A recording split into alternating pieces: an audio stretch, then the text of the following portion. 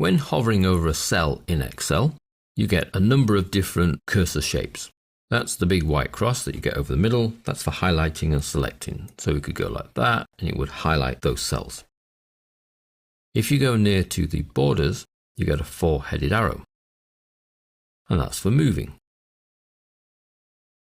Now the clever little bit is the bottom right hand corner. There's a rectangle there anyway, but when your cursor gets to it, you get a little cross. That little cross is the fill handle, and it does some clever things.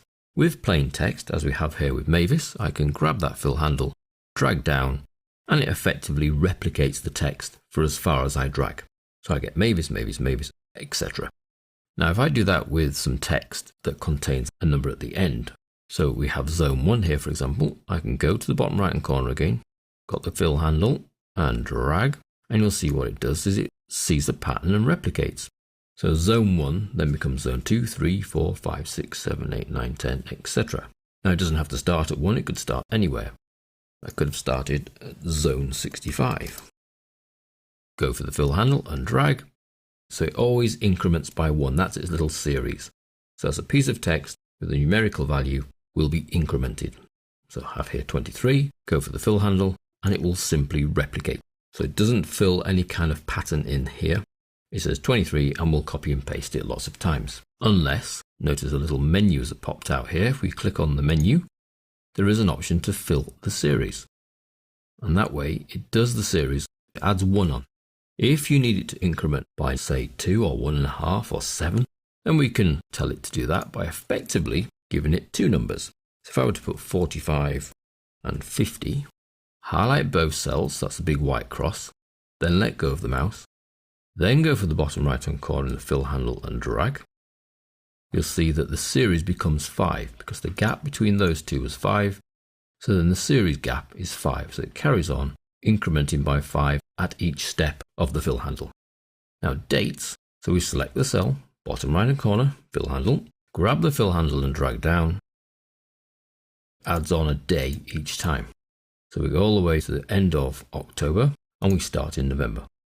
Now, if the series thing is not what you want, then you can go into the little pop out and choose copy cells. And then they're all the same. Now it's worth knowing what the fill handle will do by default. So sometimes you do want to copy the date, not have it increment as it's done there. Sometimes you want it to copy the number, or you want it to replicate the number, or you don't want it to replicate by 1. So you use 2 cells to give it the gap. Now everything we've done there has been done vertically. You can do exactly the same thing horizontally. So we could take our John, drag across, and it repeats John, John, John, John, John. Take our area 51, drag across, and becomes 52, 53, 54, etc. We could take our date, 10/9/2013, drag across. Now it has incremented each of the days because you can see if you hover 10/10, 10/11, just the columns aren't wide enough because of the number value. And we could take 97, drag across, and it doesn't do anything to it, just copies until you use the little pop out to fill the series. And again, horizontally, we can do the 2 gap. So we could go 67 and 60. So we've now got 2 cells with a gap of effectively -7. I can then drag that across horizontally and we'll get 7 taken off each time. So we get right down to 11 in our case. So we can go vertically with the fill handle or horizontally with the fill handle.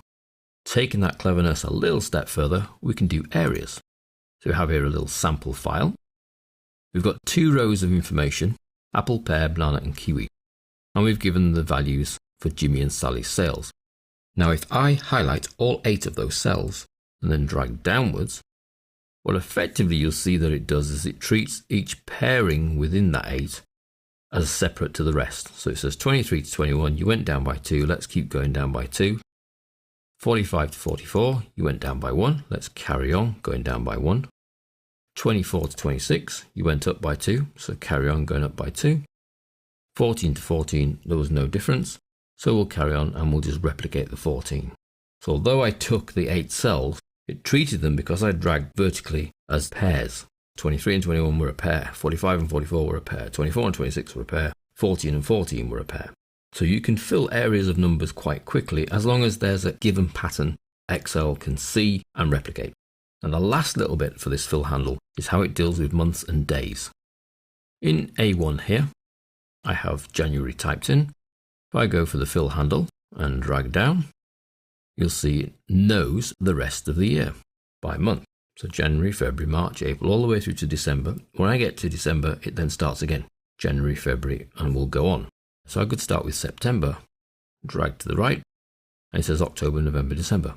Now it will work with Jan. So it will work with a 3-letter abbreviation that I can drag vertically or horizontally.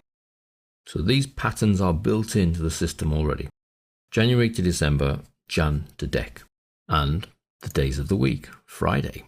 So I could drag Friday, and it goes Saturday, Sunday, Monday, Tuesday, etc. Starts again.